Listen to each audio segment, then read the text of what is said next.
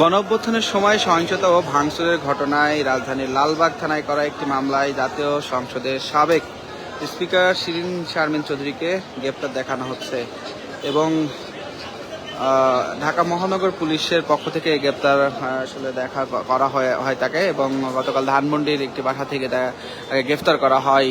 এরপর আজ যেমন জানতে পেরেছি যে ডিবি কার্যালয় থেকে আদালতে তোলার জন্য সাবেক স্পিকার শিরিন শারমিন চৌধুরীকে নিয়ে আসা হচ্ছে আদালতে, এবং এই মুহূর্তে আমরা অবস্থান করছি চিফ মেট্রোপলিটন ম্যাজিস্ট্রেট কোর্টে। আমরা যতটুকু জানতে পেরেছি দর্শক, আমরা দেখতে পাচ্ছি যে আসলে আর কিছুক্ষণ পর কিন্তু আসলে নিয়ে আসা হবে শিরিন শারমিন চৌধুরীকে। এছাড়া আমরা এই মুহূর্তে যেমনটি দেখতে পাচ্ছি যে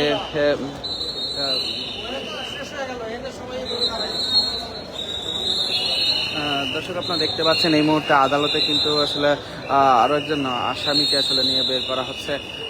যেমনটি বলছিলাম দর্শক যে ডক্টর জাতীয় সংসদের সাবেক স্পিকার শিরিন শারমিন চৌধুরীকে আদালতে তোলা হবে আর কিছুক্ষণের মধ্যেই কিন্তু তাকে আসলে বিভিন্ন জায়গায় আত্মগোপনে ছিলেন শিরিন শারমিন চৌধুরী। লালবাগের মামলায় আসলে এমনটি দেখানো হচ্ছে। এরপরে ডিবির একটি সূত্র জানিয়েছে বিভিন্ন জায়গায় আত্মগোপনে ছিলেন শিরিন শারমিন। সবশেষ তিনি ধানমন্ডিতে একাত্তের বাসায় ছিলেন, সেখান থেকে তাকে আজ মঙ্গলবার ভোরে আটক করা হয়।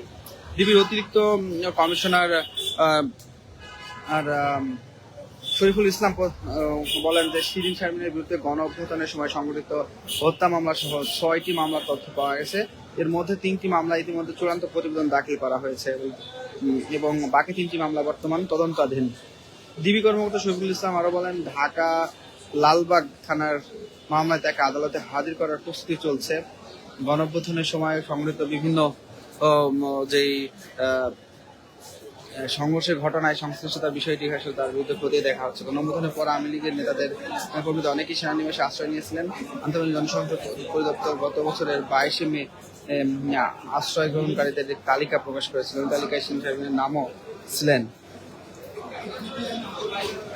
শেখ হাসিনা সরকারের পতনের 27 দিনের মাথায় 2024 সালে 2 সেপ্টেম্বর পদত্যাগ করেন শিরিন শারমিন। 2008 সালে নির্বাচনে আওয়ামী লীগ ক্ষমতায় আসার পর স্পিকার নির্বাচিত হন আব্দুল হামিদ। তাকে রাষ্ট্রপতি নির্বাচিত করা হলে 2013 সালে 30 এপ্রিল স্পিকার নির্বাচিত হন শিরিন শারমিন। এরপর থেকে টানা এই দায়িত্ব তিনি পালন করে আসছিলেন। 2024 সালে 15 আগস্ট সংসদ ডেপুটি স্পিকার শামসুল হককে গ্রেফতার করেছে পুলিশ। তেলকে থানা নিকুঞ্জ আবাসিক এলাকা থেকে আত্মগোপনে থাকা অবস্থায় তাকে গ্রেফতার করা হয় বলে পুলিশ জানায়। দর্শক আপনারা এই মুহূর্তে দেখতে পাচ্ছেন যে ঢাকার যে চিফ মেট্রোপলিটন যে কোর্ট রয়েছে সেই কোর্টের সামনে অবস্থান করছে। আর কিছুক্ষণ পর জাতীয় সংসদের সাবেক স্পিকার শিরিন শারমিন চৌধুরীকে এই আদালতে নিয়ে আসা হবে এবং পরবর্তী তার এখানে শুনানি হবে। পরবর্তী সিদ্ধান্ত নেওয়া হবে যে তাকে কারাগারে প্রেরণ করা হবে কিনা পরবর্তী সিদ্ধান্ত আসলে বিচারক দিবেন। এই মুহূর্তে অবস্থান করছি দর্শক, আপনারা দেখতে পাচ্ছেন যে এই মুহূর্তে এই আদালত এলাকায় প্রচুর পরিমাণে আসলে মানুষ উপস্থিতি লক্ষ্য করা যাচ্ছে। আজকে এই মামলার এই তাকে সাবেক স্পিকার শিরিন শারমিন চৌধুরীকে আসলে হাজির করার ঠিক পূর্ব মুহূর্তে যেমনটি চিত্র কোর্টের সামনে আপনারা দেখতে পাচ্ছেন। আর আমরা যতটুকু জানতে পেরেছি যে ডিবি কার্যালয় থেকে কিন্তু শিরিন শারমিন চৌধুরীকে বহন করা যে গাড়িটি রয়েছে সেটি কিন্তু রওনা দিয়েছে আদালতের উদ্দেশ্যে।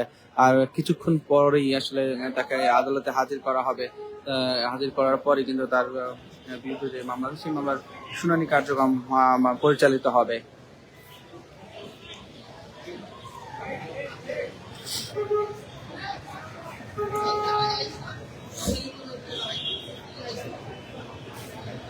দর্শক আপনাদের জানিয়ে রাখি যে গতকাল রাতে রাজধানীর একটি ধানমন্ডির একটি বাসা থেকে সাবেক স্পিকার জাতীয় সংসদের সাবেক স্পিকার শিরিন শারমিন চৌধুরীকে মহানগর গোয়েন্দা পুলিশের আটক করে এবং এরপর তাকে আজ আদালতে তোলা হবে। ঠিক আর কিছুক্ষণের মধ্যে কিন্তু শিরিন শারমিন চৌধুরীকে আদালতে নিয়ে আসা হবে এবং তারপর তার যে মামলায় লালবাগ থানার যে করা মামলায় তাকে গ্রেফতার দেখানো হয়েছে, সেই মামলার আসলে শুনানি শুরু হবে এবং এরপর সিদ্ধান্ত নেওয়া হবে আসলে তার জামিন কিংবা অন্য কোনো মামলায় গ্রেফতার দেখানোর বিষয়ে আরো বিস্তারিত জানা যাবে এবং ততক্ষণ পর্যন্ত আসলে আমরা এই আদালত থেকে যুক্ত থাকবো আজকে পত্রিকার ফেসবুক লাইভে। এবং এটা ছিল সর্বশেষ। আর কিছুক্ষণ পর আসলে এই জাতীয় সংসদের সাবেক স্পিকার শিরিন শারমিন চৌধুরীকে এই আদালতে তোলা হবে এবং তারপরে কিন্তু তার শুনানি শুরু হবে। এটা ছিল সর্বশেষ। আপনাদের সাথে আদালত থেকে যুক্ত ছিলাম আমি চপল রহমান, আজকের পত্রিকা।